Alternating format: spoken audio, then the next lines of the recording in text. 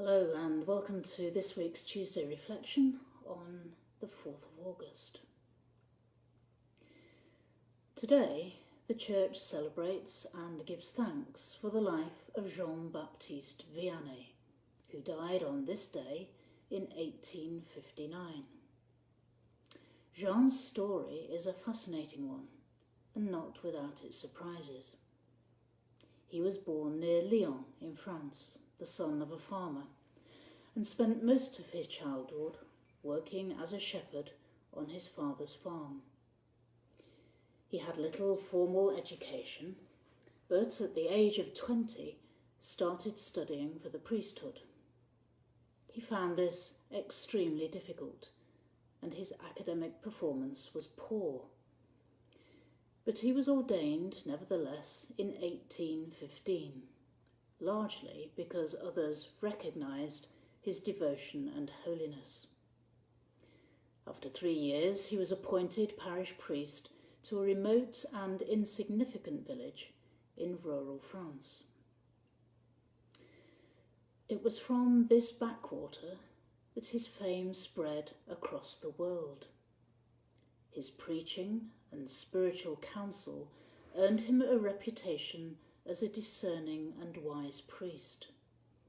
Before long, he was hearing the confessions of around 300 people a day, preaching at 11 o'clock in the morning, and then spending the next 16 hours with those who'd come to see him.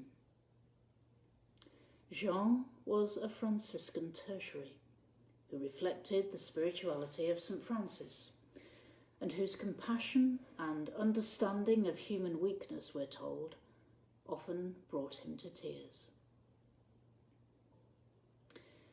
As I've reflected on this story of Jean-Baptiste Vianney, I found myself wondering how we here in the church in Wales would respond to someone like this offering themselves for the priesthood today.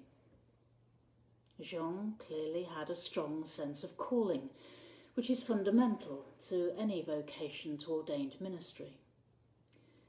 But his lack of education would have raised questions as to whether he would manage the academic requirements that we put our ordinands through.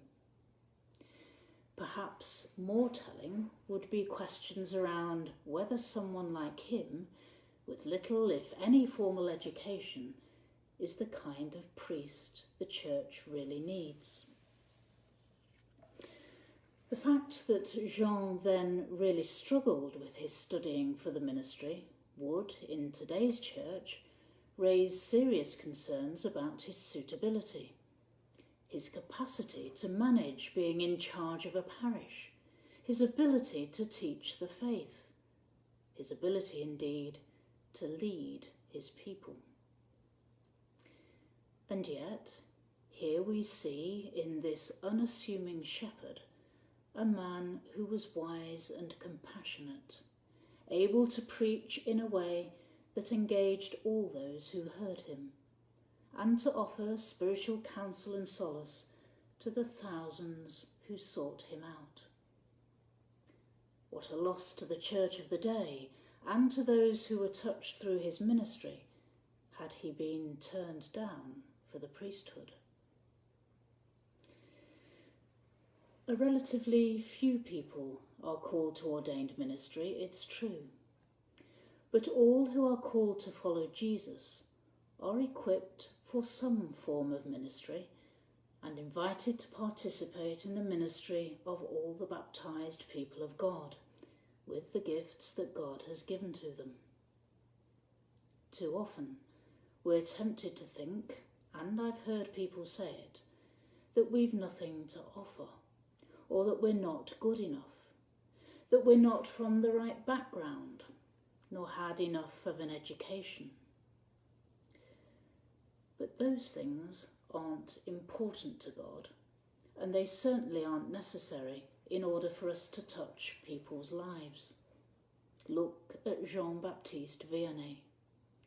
What he had was faith, devotion and holiness. What mattered to him was his love of God and his love of God's people. What moved him, often to tears, was the extent of his compassion for those he met, irrespective of their state or condition. That's what drew people to him, and through him they were drawn deeper into God's love for them. So, if you're ever tempted to think that you have nothing to offer, or that what you have is not really important or good enough, think again. Think of Jean-Baptiste Vianney and what God was able to do through him. Then offer what you have to God and allow him to bless it and use it in whatever ways he wishes. You may well be surprised